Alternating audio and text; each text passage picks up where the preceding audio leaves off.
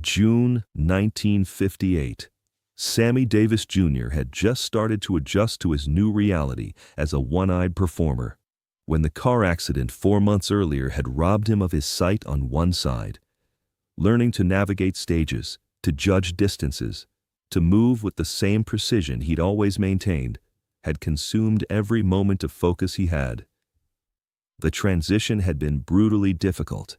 He'd suffered through depression, through moments where he'd wondered if his career was actually finished, through long nights where he'd stared at himself in the mirror, trying to adjust to the person looking back at him.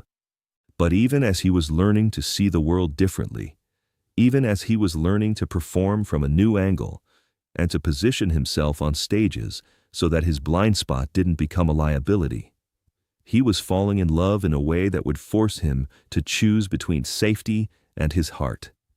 And that choice would become the moment that defined everything he believed about courage. It would become the central axis around which his entire understanding of fear and power and resistance would rotate. Las Vegas in 1958 was a complicated place. On the surface, it was glamorous: the casinos, the hotels, the shows, the entertainment. But underneath the glitter was a darker reality that everyone who worked in the city understood, without anyone ever explicitly saying it out loud. The Mafia ran Las Vegas. They owned the casinos. They owned most of the hotels. They owned the permission that allowed performers to work. They owned the protection that kept tourists safe and performers employed. And they owned the rules about who could date whom, who could be seen with whom, and what kinds of relationships were acceptable in their city. He'd been dating Kim Novak for 3 months, in secret, knowing the danger but unable to help himself. She was beautiful, she was talented, she was intelligent, and most importantly, she was interested in him despite everything the world was telling her she shouldn't be. They had meetings in hidden places, private restaurants with back exits, hotel rooms booked under assumed names. They lived like criminals, not because they'd done anything wrong, but because loving someone across the color line in 1958 was treated as a crime by the men who ran Las Vegas. The men who ran Las Vegas were the same men who'd run everything about Sammy's career since he'd started performing on the Strip. They controlled the casinos. They controlled the hotels. They controlled which performers got booked and which ones disappeared. They were the Mafia, though nobody said that word in public. They were dangerous, efficient, and absolutely merciless to anyone who challenged their understanding of how the world should work. And Sammy had known, from the moment he started his relationship with Kim, that eventually they would find out and eventually they would do something about it. On a Tuesday evening in June, the men showed up at the back door of the Sands Hotel, where Sammy was preparing for his late show. 2 of them, built like walls, with the kind of cold eyes that had seen things that would have broken most people. They didn't introduce themselves. They didn't need to. In Las Vegas in 1958, if 2 men showed up with that kind of authority, everyone knew they represented something bigger and far more dangerous than themselves. They were enforcers. They were consequences in human form. They handed Sammy a message written on a small piece of paper. The message was brief, written in clean block letters with the kind of precision that suggested it had been carefully considered. Stop seeing Kim Novak, or lose your other eye. Sammy's hands started shaking as he read the words. His vision suddenly felt compromised in a new way, not from physical limitation, but from shock and fear. The threat was specific. The threat was personal. The threat targeted the exact vulnerability he had, his remaining eye, the one that gave him any chance at a normal life, at continuing to perform, at seeing the world. The man who'd handed him the note waited while Sammy read it, his expression completely blank and unreadable. Then he said quietly, with the kind of calm that comes from absolute certainty of power, "You've got 2 weeks. After that, accidents happen. People slip on stairs. People get hit by cars. People get fouled with broken bones and no explanation. You understand what we're saying? I understand, Sammy whispered. Good. 2 weeks. You can keep the relationship or you can keep your eye. You can't keep both. And Sammy, don't think about going to the police. Don't think about telling anyone. Don't think about trying to leave town. We own this town. We own you. We own everything about your career. If you make this difficult, we make it permanent. They left without another word, disappearing back into the darkness of the hallway, like they'd never been there at all. Sammy stood alone, holding the piece of paper, his vision suddenly feeling more compromised than it had been since the car accident. Now he couldn't see threats coming from certain angles. Now there was actually a threat to his other eye, the one eye that was keeping him from complete blindness. He called Kim immediately. They had a code for emergencies: 3 rings, hang up, then dial again. She understood immediately when he called that 3rd time that something serious had happened. They met at a safe place, a small house owned by a friend who wasn't connected to any of the major power players in Vegas. Someone trusted enough to let them use his home without questions. Kim was already there when Sammy arrived, and the fear on her face told him she'd already received her own visit. She was pale, her hands shaking the same way his had been shaking since he'd received the message. They came to the studio, she said without preamble. 2 men. They told my manager that any further association with you would be problematic for my career. That studios would pull my contracts, that I'd never work in Hollywood again, that my reputation would be destroyed. Sammy, they were very clear. They said if I continued seeing you, my life would be over. Kim, I'm sorry. I'm so sorry. This is my fault. I should have kept more distance. I should have known that being with a white woman would bring this kind of attention. I should have protected you better. Don't apologize to me. The question is what we're going to do, because we need to decide right now, before anything else happens, before they make good on these threats. Sammy sat down heavily on the worn couch in the small house. The rational thing was obvious. He should end the relationship immediately. Kim was white. He was black. In 1958, that relationship was going to cost both of them everything that mattered in their careers. The Mafia was just making explicit what the rest of society had already made clear. This wasn't allowed. This wasn't acceptable. This was a violation of the natural order.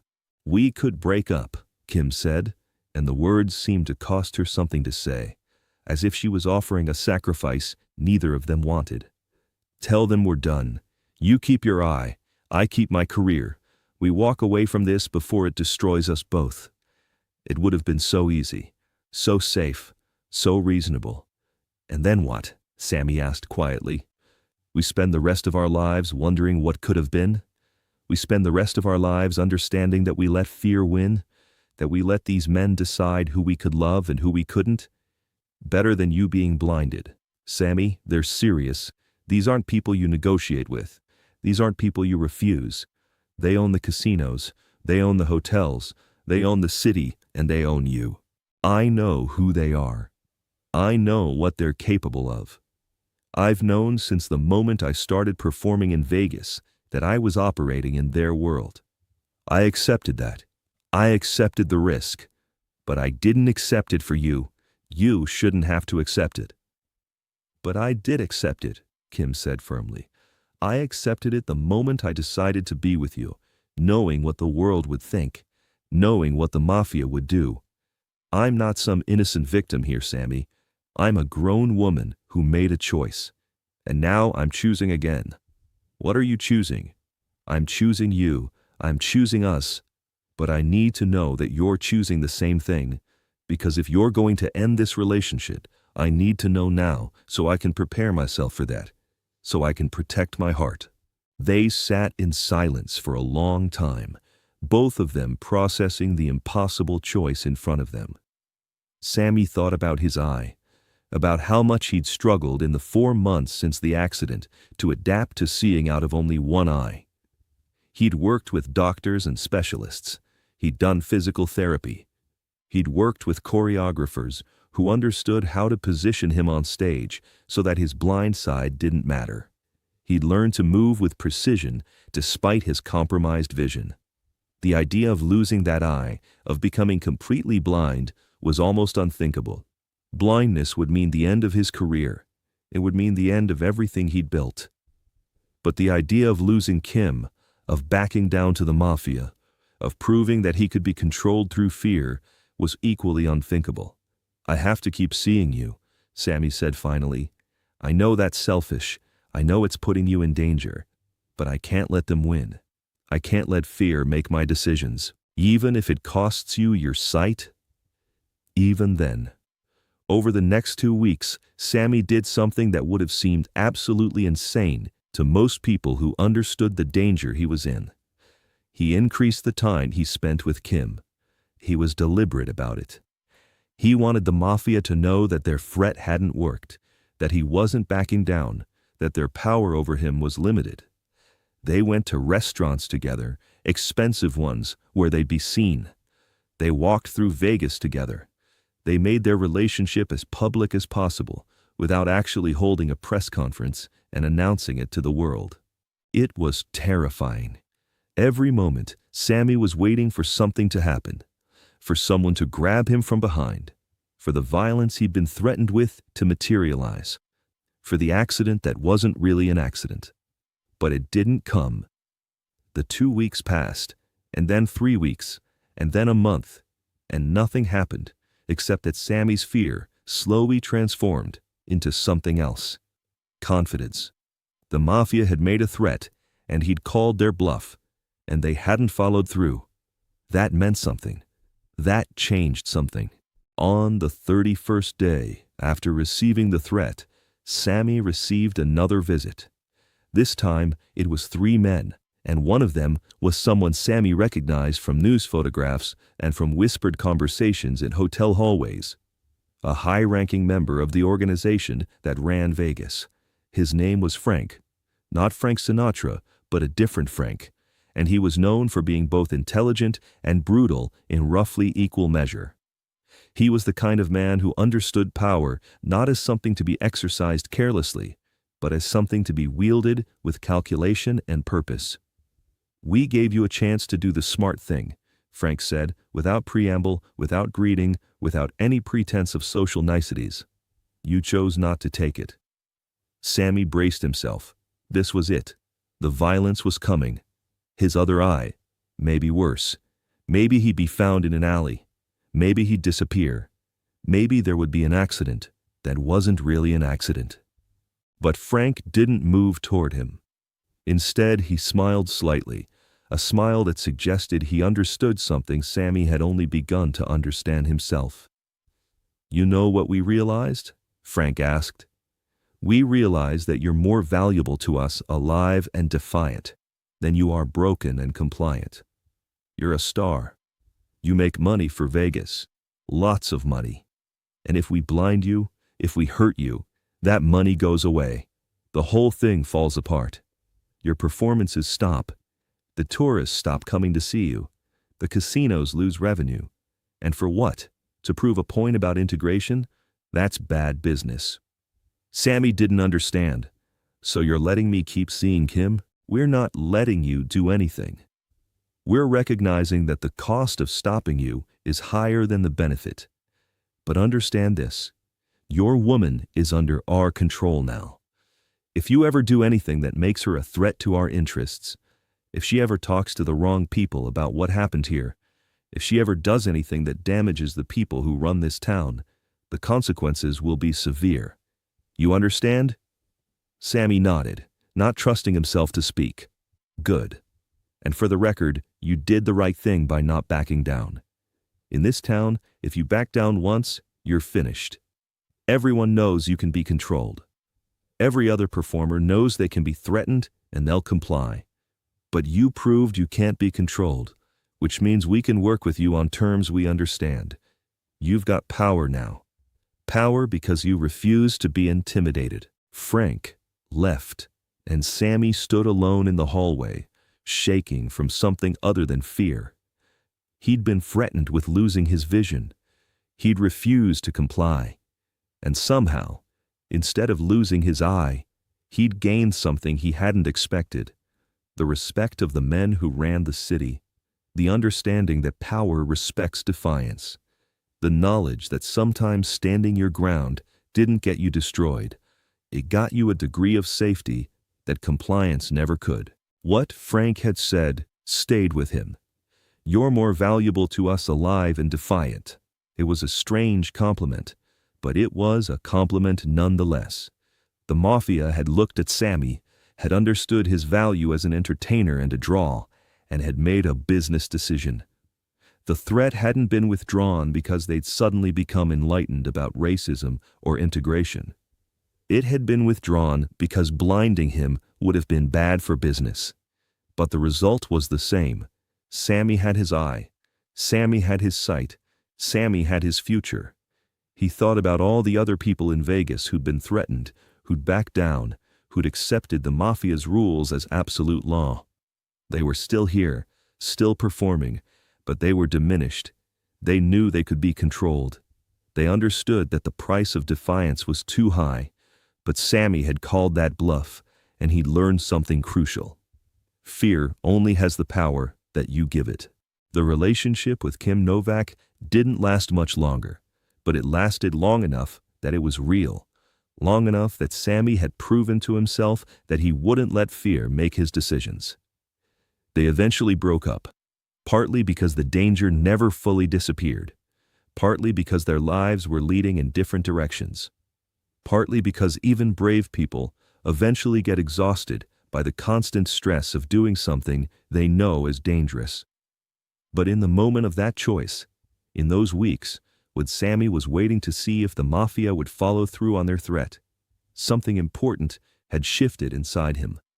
Sammy had learned that he could stand up to power, that he could refuse to be controlled, that even when the threat was as severe as losing the one remaining eye that allowed him to see, he could choose principle over safety. Years later, when Sammy told the story to other performers who were dealing with their own threats and pressures, he emphasized that part. "They threatened to blind me," he'd say, "the scariest thing they could possibly do, and I said no. And instead of being destroyed, I learned something about myself. I learned that I'm stronger than the fear." The story of the Mafia's threat and Sammy's refusal to back down became part of his legend. Not because he'd been physically brave, but because he'd been morally brave. Because in a moment when the rational choice was obvious, he'd chosen to follow his heart instead of his head. And somehow it had worked out. In 1960, when Sammy married May Britt, the Mafia didn't try to stop it. They'd learned their lesson about trying to control Sammy Davis Jr. through fear. They'd learned that threatening him was less effective than accepting that he was going to live his life his way, regardless of what anyone told him he should do. By that point, Sammy had become such an integral part of Vegas entertainment that the Mafia understood something crucial. Trying to control a man like Sammy through intimidation was counterproductive. It was better to have him as a willing participant in the Vegas machine, making money for the casinos, drawing crowds night after night. The threat to his other eye remained the most severe moment of that entire period. It was the moment when Sammy understood that he could lose everything and still choose to be himself. It was the moment when he learned that sometimes courage means saying, "I'm willing to risk everything for what I believe in." What made the entire episode even more significant was what it taught Sammy about the nature of power itself. Power, he learned, responds to defiance in unexpected ways. The men who ran Vegas weren't cartoonish villains who wanted to hurt people just for the satisfaction of hurting them. They were businessmen who made calculations about cost and benefit. When Sammy refused to back down, he'd changed the calculation. He'd made it clear that the cost of controlling him through fear was higher than the benefit. And he'd learned that lesson from men who were willing to threaten him, who had every power to carry out that threat, and who eventually respected him for refusing to be intimidated. It was a strange education in a strange world, but it made Sammy Davis Jr. who he became. Not just a talented performer, but a man who understood that fear is a tool, and like any tool, it only has power if you let it. Years later, in interviews and in conversations with friends, Sammy would reference that moment as a turning point, not just in his career, but in his understanding of himself. "I learned that day that I was braver than I thought I was," he'd say.